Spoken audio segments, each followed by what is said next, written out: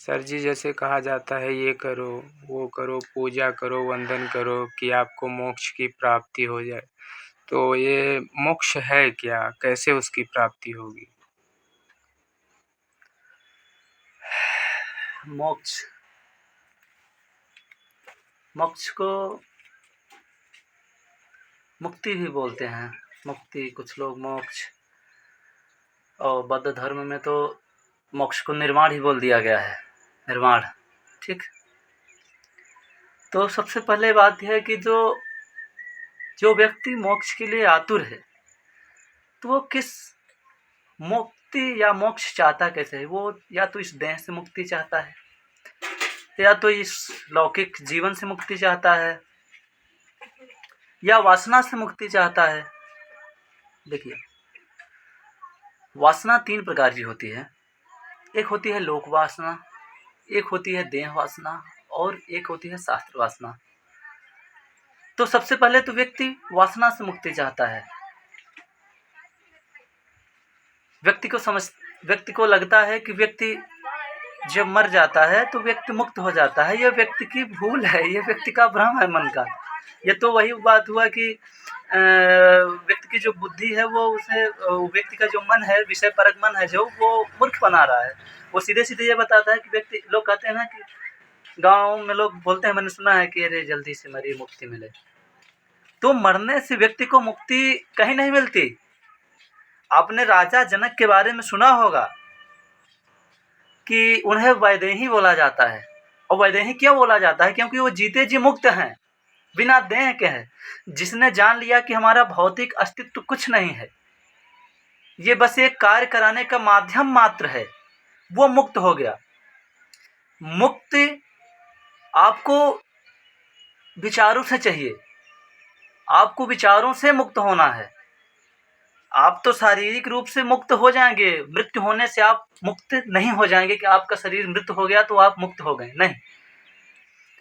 अष्टावक्र जी कहते हैं कि आपको अपने विचारों से मुक्त होना है, विचारहीन होना है आपको। जिस दिन आप अपना भौतिक अस्तित्व को समझेंगे कि ये नहीं है, जिस दिन आप अपने कर्म को अपना नहीं समझेंगे, ठीक, जिस दिन आप सच्चित आनंद की अवस्था से गुजरेंगे और आप मौन हो जाएंगे। अब मौन शारीरिक रूप से नहीं, मन को मौन कर देंगे, विचार शून्य हो जाएंगे, आप उदासीन हो जाएंगे विचारों से, तब आप मुक्ति, आपको समझ लो आपको मोक्ष मिल जाएगा। ये अष्टावक्र जी कह रहे हैं जनक जी से। इसीलिए आप जीवन मुक्त बनिए। आप मरने के बाद जो है ये ना समझिए कि हम मरने के बाद मुक्त हो जाएंगे।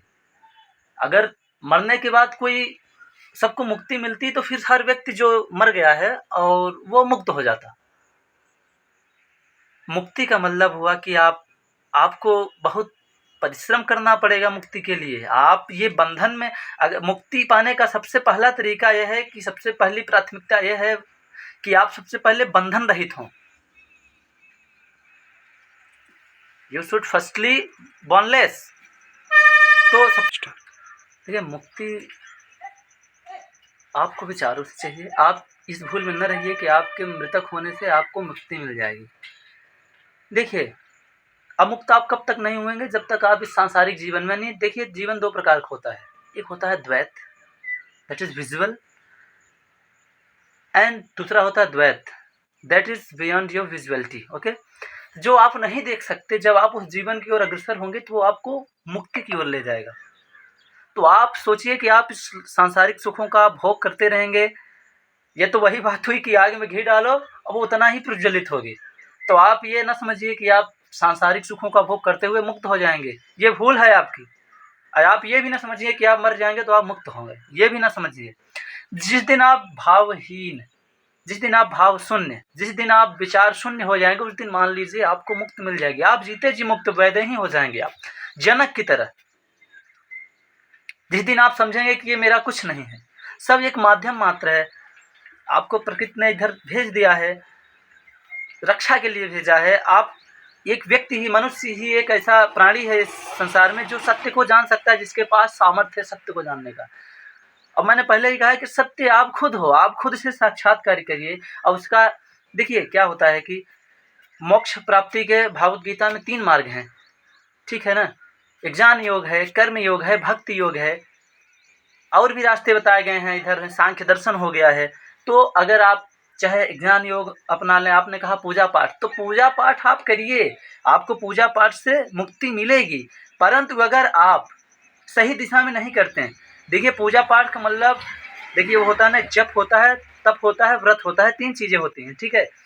पूजा पाठ आप जिस तरीके से करते हैं, तो मुझे तो नहीं लगता आप उस तरीके से जल चढ़ाने से आपको मुक्ति मिलेगी, ठीक है ना। और ना वो तरीका सही है। आप अगर नारियल तोड़ने और जल चढ़ाने से मुक्ति मिलती, तो जो मंदिर के द्वार पर बैठा रहता है, नारियल तोड़ता है सबका, वो आप आज कब का ही मुक्त हुआ होगा। अब आप मंदिर भी जाते हैं तो आपके अंदर स्वार्थ होता है, मंदिर किस लिए जाते हैं? बिना स्वार्थ के तो जाते नहीं। और जहाँ स्वार्थ है, इसका मतलब वहाँ प्रेम नहीं है। और मुक्ति सिर्फ प्रेम से आपको मिल सकती है। जब तक आप प्रेममयी नहीं होंगे, आप कभी मुक्त नहीं होंगे।